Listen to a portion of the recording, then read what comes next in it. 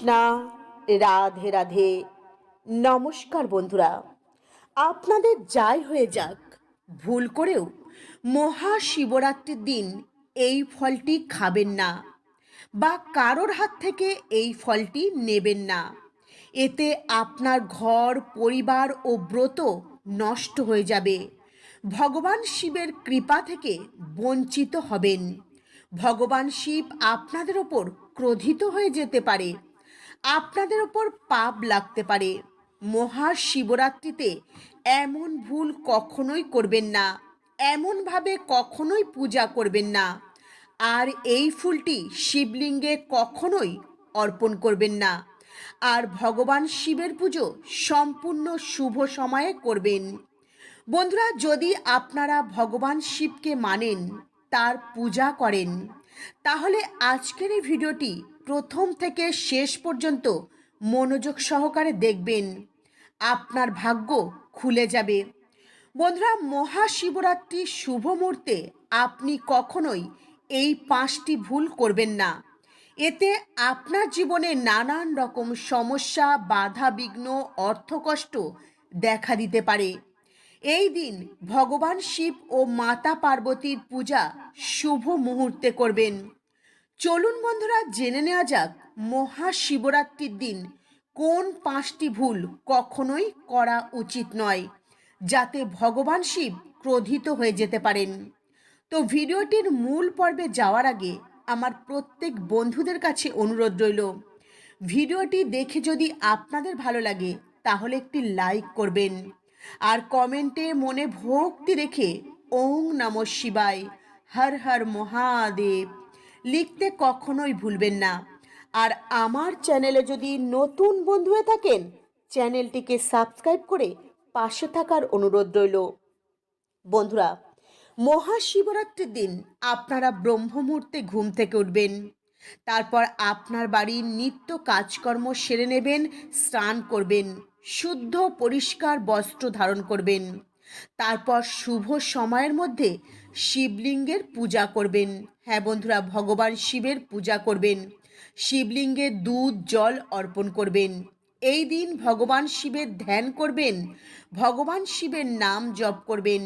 আর ওং নমঃ শিবায় এই মন্ত্র যতবার পারবেন জপ করবেন। এই দিন যদি আপনি ব্রত রাখেন তো সম্পূর্ণ না খেয়ে থাকবেন। চলুন বন্ধুরা, এবারে জেনে নেওয়া যাক মহাশিবরাত্রির শুভ দিনে কোন ভুলগুলি কখনোই করা উচিত নয়, যাতে ভগবান শিব ক্রোধিত হয়ে যেতে পারে। মহাশিবরাত্রির পবিত্র দিনে যাই হয়ে যাক, ভুল করেও আপনারা মাছ, মাংস, রসুন, পেঁয়াজ, ডিম এই আমিষ আহার কখনোই মুখে তুলবেন না, খাবেন না, এমনকি মদ্যপান করবেন না। বন্ধুরা, যদি আপনারা মহাশিবরাত্রির দিন এই জিনিসগুলি আপনারা খান বা আপনার বাড়িতে রান্না করেন, তাহলে ভগবান শিবের আশীর্বাদ কখনোই থাকবে না আপনাদের ওপর। মহাশিবরাত্রির পবিত্র দিনে আপনারা অবশ্যই কিন্তু বন্ধুরা নিরামিষ আহার গ্রহণ করবেন। হ্যাঁ, যারা ব্রত রাখবেন না তারা কিন্তু নিরামিষ আহার গ্রহণ করবেন। আর যারা ব্রত রাখবেন নির্জলা উপবাস থাকবেন, আর দিনের বেলায় কিন্তু বিছানায় শোবেন না, ঘুমাবেন না। এতে কি হবে বন্ধুরা, আর যারা ব্রত রাখবেন না তারাও কিন্তু বেলা অবধি বিছানায় শুয়ে থাকবেন না। এতে আপনাদের ভাগ্য কিন্তু ঘুমিয়ে পড়বে, ভগবান শিব আপনাদের ওপর ক্রোধিত হয়ে যাবে। মহাশিবরাত্রির দিন ডাল, চাল, আটা, ময়দার তৈরি কোনো জিনিস খাবেন না। মহাশিবরাত্রির দিন যদি ভগবান শিবকে প্রসন্ন করতে চান, তাহলে বন্ধুরা কখনোই ভুল করে কালো রঙের বস্ত্র ধারণ করবেন না। যত পারবেন গেরুয়া ও লাল রঙের বস্ত্র ধারণ করবেন, অত্যন্ত শুভ ও মঙ্গলকারী মানা হয়। মহাশিবরাত্রির পবিত্র দিনে ভুল করেও স্বামী স্ত্রীর শারীরিক সম্পর্ক করবেন না, অন্যথা আপনাদের ওপর ভগবান শিব ক্রোধিত হয়ে যেতে পারেন। এই দিন যতটা পারবেন আপনাদের স্বার্থ সামর্থ্য মতো দান পুণ্য করবেন। মহাশিবরাত্রির পবিত্র দিনে ভুল করেও এই জিনিসগুলি শিবলিঙ্গে অর্পণ করবেন না, তা না হলে সারা জীবন আপনাকে দুঃখ কষ্ট ভোগ করতে হবে। এমনকি আপনার ব্রত নষ্ট হয়ে যেতে পারে। ভগবান শিব আপনার ওপর ক্রোধিত হয়ে যেতে পারে। ভগবান শিব যদি একবার ক্রোধিত হয়ে যান আপনার ওপর, তো আপনার জীবন কিন্তু জ্বলে পুড়ে ছারখার হয়ে যাবে। বন্ধুরা, ভুল করেও শিবলিঙ্গে তুলসী পাতা অর্পণ করবেন না। পৌরাণিক কথা অনুসারে মাতাকে তুলসী মাতাকে মাতা লক্ষ্মী দেবীর স্বরূপ মানা হয়। আর মাতা লক্ষ্মী দেবী হলেন ভগবান শ্রীবিষ্ণুর অর্ধাঙ্গিনী। ভগবান শ্রীবিষ্ণুর শালিগ্রামে তুলসী প্রয়োগ করা হয়। এই কারণে শিবলিঙ্গে তুলসী পাতা অর্পণ করা বর্জিত রয়েছে। তুলসী পাতা শিবলিঙ্গে অর্পণ করলে আপনি মহাপাপের ভাগীদারি হবেন। তাই এমন ভুল কখনোই করবেন না। দ্বিতীয়টি হলো বন্ধুরা সিঁদুর। সিঁদুর এক প্রকার শৃঙ্গার। বন্ধুরা, ভগবান শিব হলেন বৈরাগী, মহাকাল। ঠিক এই কারণে শিবলিঙ্গে কখনোই সিঁদুর অর্পণ করা উচিত নয়। 3 নাম্বার, মহাশিবরাত্রিতে যত পারবেন গেরুয়া রঙের বস্ত্র ধারণ করবেন। এতে ভগবান শিব অত্যন্ত প্রসন্ন হবেন। এই দিন কালো রঙের বস্ত্র থেকে দূরে থাকবেন। কালো রঙের বস্ত্র পরে কখনোই শিবলিঙ্গে যাবেন না। নাম্বার 4, হলুদ। বন্ধুরা, সমস্ত দেবদেবীর পূজায় ও শুভ অনুষ্ঠানে হলুদ প্রয়োগ করা হয়, কিন্তু বিনাশের দেবতা ভগবান শিবকে কখনোই হলুদ অর্পণ করা উচিত নয়, কারণ হলুদ হলো সৌভাগ্যের প্রতীক। নাম্বার 5, কেতুকী ফুল। পৌরাণিক কথা অনুসারে কেতুকী ফুল শিবলিঙ্গে কখনোই অর্পণ করা উচিত নয়, কারণ এই কেতুকী ফুল একবার ভগবান শ্রী ব্রহ্মার মিথ্যা কথার সঙ্গ দিয়েছিল। এ কথা জানার পর ভগবান শিব ক্রোধিত হয়ে কেতুকী ফুলকে অভিশাপ দিয়েছিল। তাই কখনোই কেতুকী ফুল শিবলিঙ্গে অর্পণ করা উচিত নয়। নাম্বার 6, নারকেলের জল। পৌরাণিক মান্যতা অনুসারে শিবলিঙ্গে কখনোই নারকেলের জল অর্পণ করা উচিত নয়।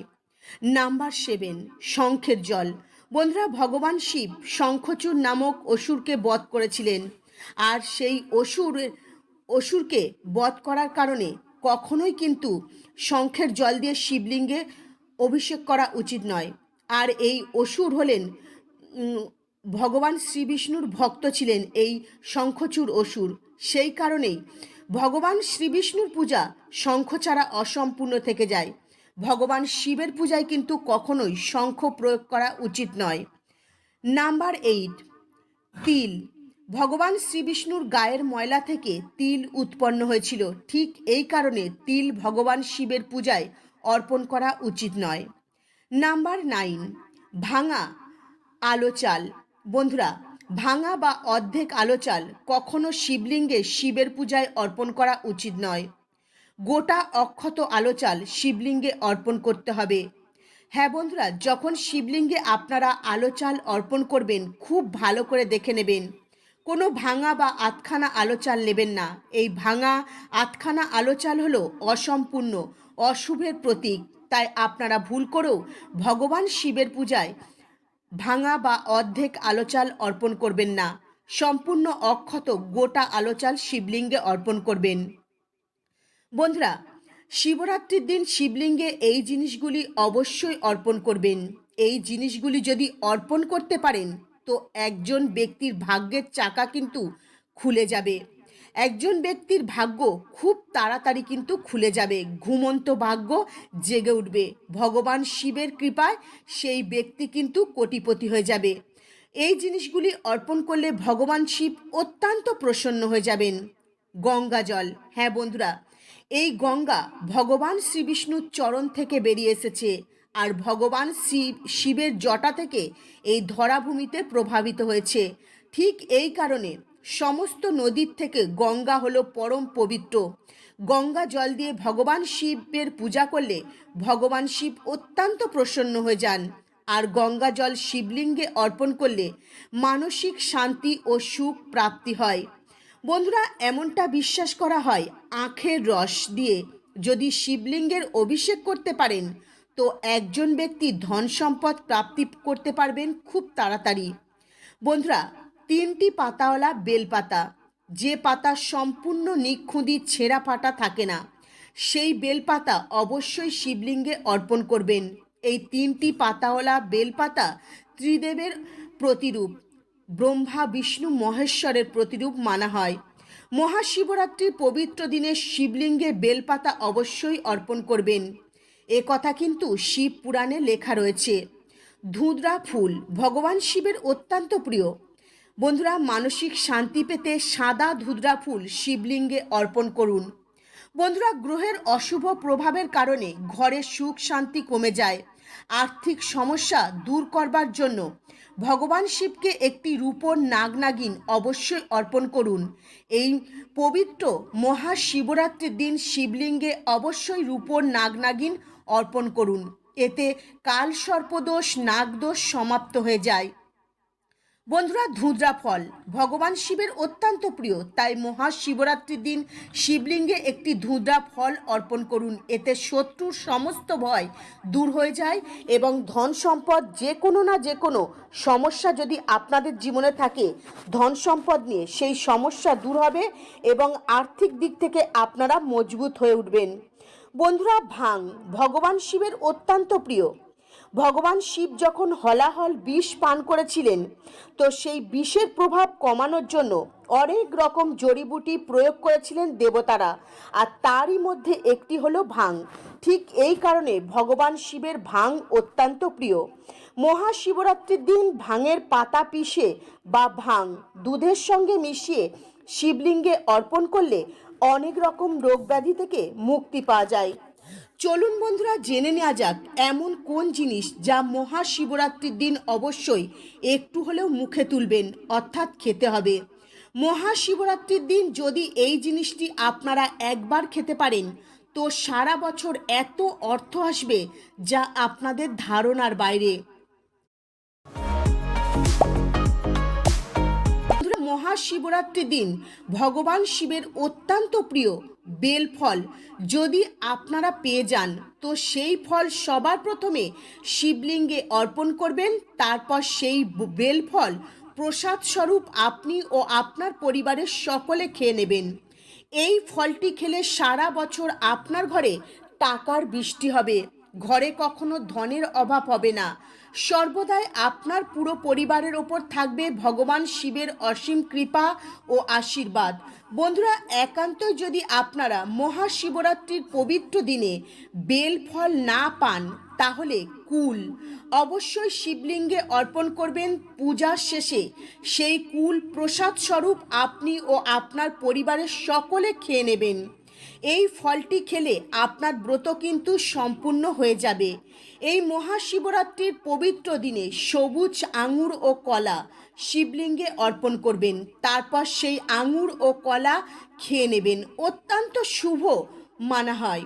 এছাড়া বন্ধুরা, মহাশিবরাত্রির পবিত্র দিনে আপনার বাড়িতে নিজের হাতে আপনি ক্ষীর বানাবেন, সেই ক্ষীর শিবলিঙ্গে অর্পণ করবেন, তারপর পূজার শেষে সেই ক্ষীর প্রসাদ স্বরূপ আপনি খেয়ে নেবেন ও আপনার পরিবারের প্রত্যেককে খাওয়াবেন। এতে পরিবারের প্রত্যেকটা সদস্যর মধ্যে ভালোবাসা বজায় থাকে, ধন সম্পদ প্রাপ্তি করতে পারবেন, মাতা লক্ষ্মী দেবী আপনাদের ওপর আকর্ষিত হবে। বন্ধুরা, বিশ্বাস করুন আপনি জীবনে কোটিপতি হয়ে যাবেন। কোটিপতি হতে বেশি সময় লাগবে না। ভগবান শিবের আশীর্বাদ সর্বদাই আপনার ও আপনার পরিবারের ওপর বজায় থাকবে। বন্ধুরা, শিব পুরাণ অনুসারে মহাশিবরাত্রির পবিত্র দিনে ভাং অবশ্যই খাবেন। ভাং খেলে আপনার ব্রত সম্পূর্ণ হয়ে যাবে আর ব্রতের সম্পূর্ণ ফল প্রাপ্তি করতে পারবেন। যদি আপনি ভাং না খেতে পারেন তো সামান্য একটু ভাং হাতে তুলে নেবেন, তারপর সেই ভাং আপনি আপনার জিভে ঠেকিয়ে নেবেন। এতে বন্ধুরা আপনার ব্রত কিন্তু একদম সম্পূর্ণ হয়ে যাবে। বন্ধুরা, যে ফলটি আপনারা মহাশিবরাত্রির দিন ভুল করেও খাবেন না সেই ফলটি হলো নারকেল। হ্যাঁ বন্ধুরা, আপনারা একদম ঠিক শুনেছেন, এই নারকেলের উৎপত্তি সমুদ্র মন্থন থেকে হয়েছিল, আর এই নারকেলের প্রতিরূপ হলো মাতা লক্ষ্মী দেবী। তাই আপনারা যদি শিবলিঙ্গে নারকেল বা নারকেলের জল অর্পণ করেন, এতে কি হয়, মাতা লক্ষ্মী দেবীকে ভগবান শিবের হাতে তুলে দেওয়া হয়। আর মাতা লক্ষ্মী দেবী হলেন ভগবান শ্রী বিষ্ণুর পত্নী, তাই আপনারা ভুল করেও মহাশিবরাত্রির দিন নারকেল খাবেন না বা নারকেলের জল শিবলিঙ্গে অর্পণ করবেন না। তো বন্ধুরা, আজকের মতো ভিডিও এই পর্যন্তই। আপনারা ভালো থাকবেন, সুস্থ থাকবেন। নমস্কার। হরে কৃষ্ণা।